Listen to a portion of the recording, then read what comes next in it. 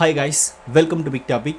இன்றைக்கி ஃபுல்லாமே சோசியல் மீடியாஸில் தளபதி தொண்டர்களுக்கு இருக்கிற மிகப்பெரிய ஒரு குழப்பம், மிகப்பெரிய ஒரு கேள்வி இப்படியெல்லாம் நடந்துகிட்ருக்கு அப்படின்றத பற்றி பார்த்தோன்னா சில விஷயங்களை என்ன பண்ணுறது அப்படின்னே தெரியாத லெவலுக்கு இருக்காங்க அப்படின்னு தான் நம்ம சொல்லணும். இதை பற்றி தான் நம்ம கிளியராக பார்க்க போகிறோம். ப்ளஸ் தளபதி என்ன மாதிரியான சூழலுக்கு தள்ளப்பட்டிருக்காரு, என்ன மாதிரியான முடிவை எடுக்க போகிறாரு, ப்ளஸ் நம்மளோட நிலைப்பாடு இதில் என்ன அப்படிங்கிறத பற்றி தான் இந்த வீடியோவில் டீட்டெயில்டாக பார்க்க போகிறோம். ஸோ ஃபஸ்ட்டு எடப்பாடி அவர்கள் தான் இதுக்கு மிக முக்கியமான ஒரு காரணம். அவர் பிரச்சாரம் தொடர்ந்து பார்த்தோன்னா ஒவ்வொரு மாவட்டத்துக்கு பிரச்சாரத்துக்கு போயிட்டுருக்காரு அப்படிங்கிறது நம்மளுக்கு தெரியும். அந்த வகையில் இன்றைக்கி நாமக்கல் குமராபாளையம் நினைக்கிறேன், நேற்று நினைக்கிறேன், அப்போ அங்கே பேசின ஒரு விஷயம் தான் ரொம்பவே வைரல் ஆகிட்டுருக்கு. அவர் என்ன சொல்லிட்டார் அப்படின்னா, தளபதி எங்கள் கூட கூட்டணிக்கு சேர போகிறாரு அப்படின்ற மாதிரி ஒரு விஷயத்தை பதிவு பண்ணிட்டு போயிட்டார். கூப்பிடவில்லை, இல்லை கன்ஃபார்ம் தான் அப்படின்ற லெவலில் போயிட்டார். அதை ஓப்பனாக சொல்லலை, ஆனால் அதுக்கு உண்டான சூழல் இருக்குது அப்படின்றத சொல்லிட்டு போயிருக்காரு.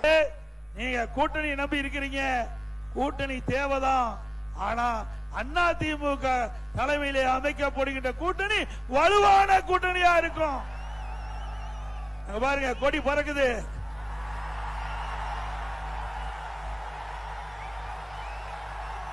பிள்ளையார் சொல்லி போட்டாங்க.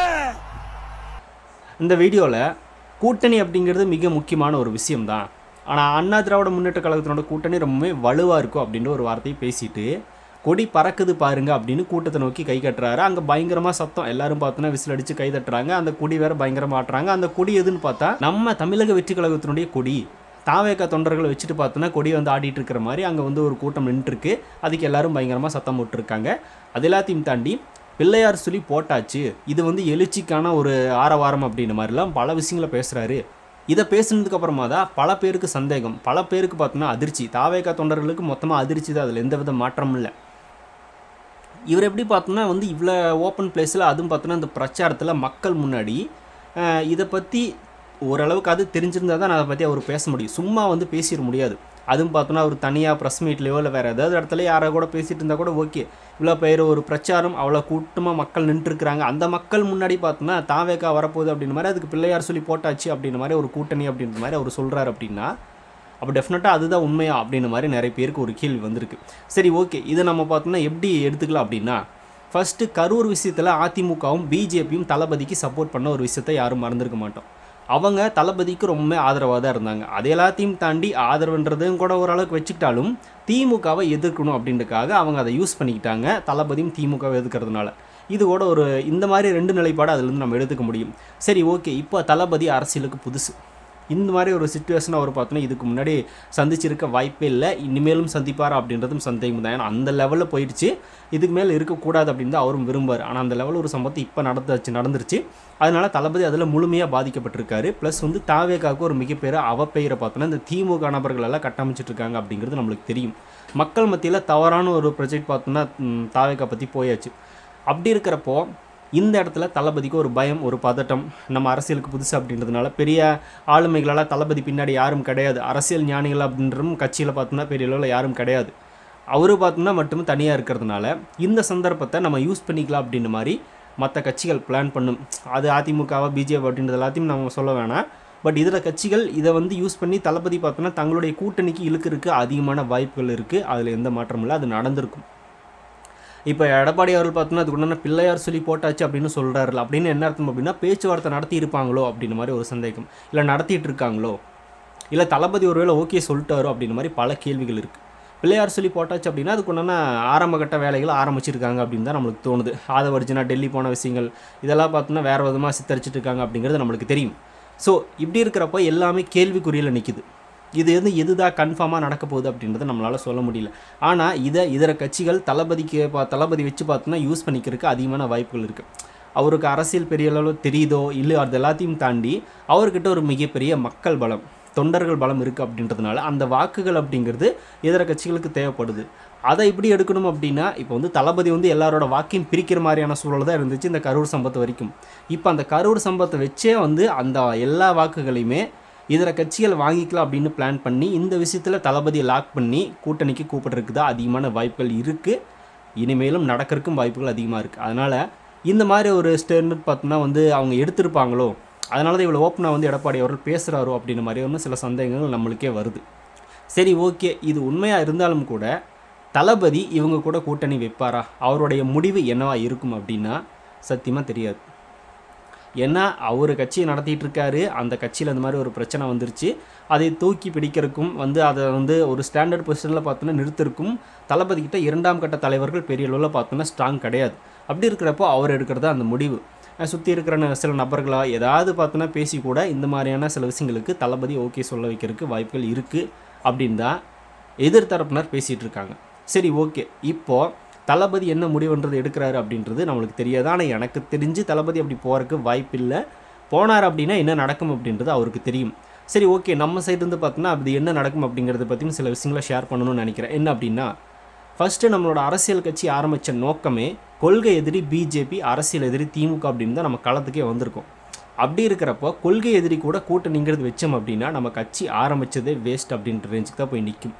அவர் கட்சி ஆரம்பிச்சிருக்க தேவையே இல்லை, இதுக்கு டேரெக்டாக பிஜேபி கூட போய் ஜாயின் பண்ணியிருக்கலாமே அப்படின்றத. இப்போ ஏடிஎம்கே தனியாக நின்று பிஜேபி கூட இல்லாமல் வேறு ஏதாவது இதர கட்சிகளோட கூட்டணி வச்சிருந்துச்சு அப்படின்னா அதிமுக கூட தளபதி சேர்ந்தால் கூட பிரச்சனை கிடையாது. ஆனால் அவங்க பிஜேபி கூட கூட்டணி வச்சுட்டு இருக்கிறதுனால கொள்கை எதிரி பிஜேபி நம்மளுக்குன்னு இருக்கும்போது தளபதி ஏடிஎம்கே கூட சேர்ந்தாலே பிஜேபி கூட சேர்ந்ததாவது அர்த்தம். அதில் எந்த மாற்றமும் இல்லை. அப்படி இருக்கிறப்போ கொள்கை எதிரி இவங்களா அப்படின்னு அனௌன்ஸ் பண்ணதுக்கப்புறமா நம்ம அவங்களோட போய் சேர்ந்தோம் அப்படின்னா அது மிகப்பெரிய பேக் ஃபயர் தான்.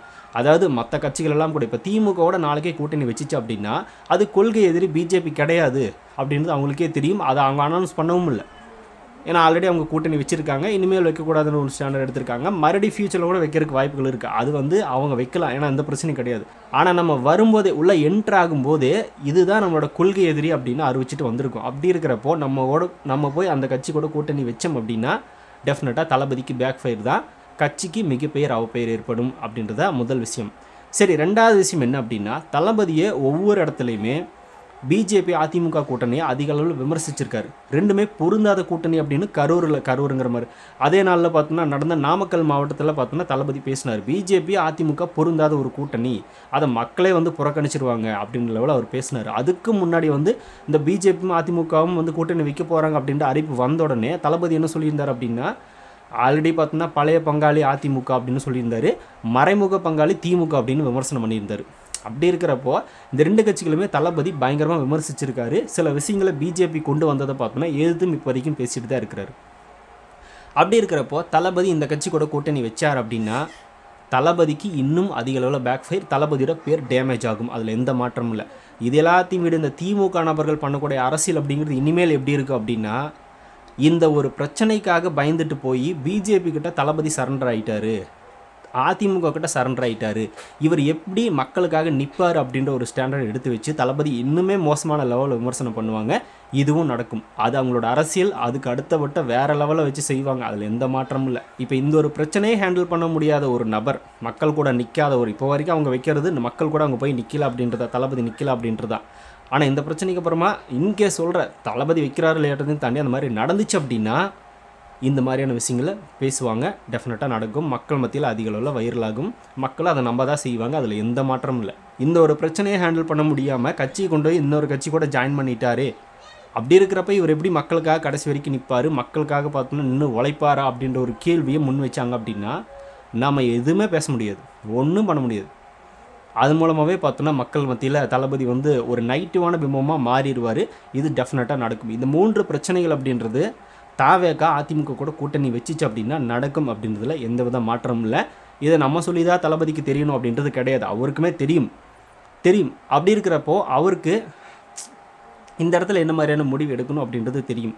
இன்கேஸ் தளபதி அப்போ அந்த ப்ரெஷரில் இருக்கிறவரு இப்போ தளபதி தான், நம்ம எல்லாத்தையும் தாண்டி தளபதி தான் அந்த மெயின் ப்ரெஷரில் இருப்பார் இந்த கரூர் சம்பவத்தில்.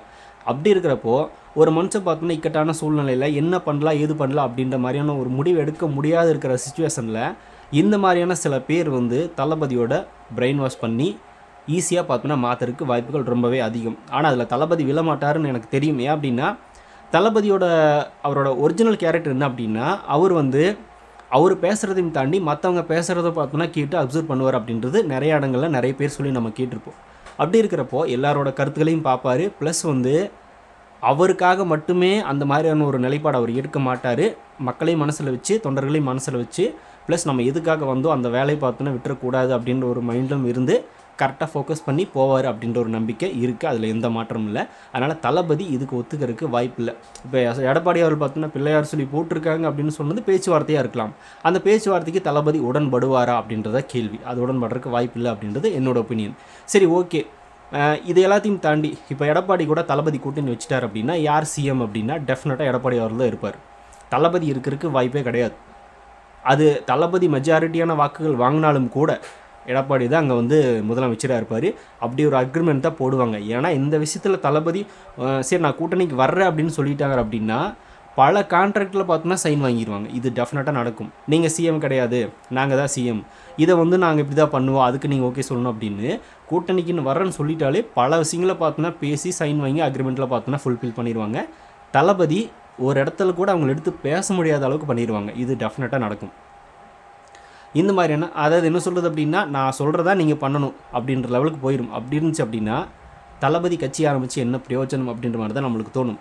அதனால் தளபதி இந்த மாதிரியான வலைகளை பார்த்தோன்னா சிக்கிறதுக்கு வாய்ப்பு இல்லை, சிக்கவும் மாட்டார். சரி, ஓகே, நம்ம இவ்வளோ விஷயங்களை பேசுகிறோம், தளபதிக்கும் அது தெரியும் அப்படிங்கும்போது எடப்பாடி அவர்கள் எப்படி இந்த இடத்துல அதை பேசினார் அப்படின்ற ஒரு கேள்வி நிறைய பேருக்கு இருக்கலாம்.